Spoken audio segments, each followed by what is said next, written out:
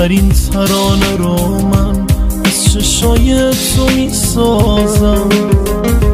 تو قمار زندگیمون تو نباشی من میبازم.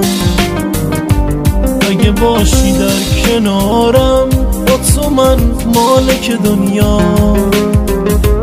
بی خیال قربت و غم، بی خیال نور فردا. دوست دارم دوست دارم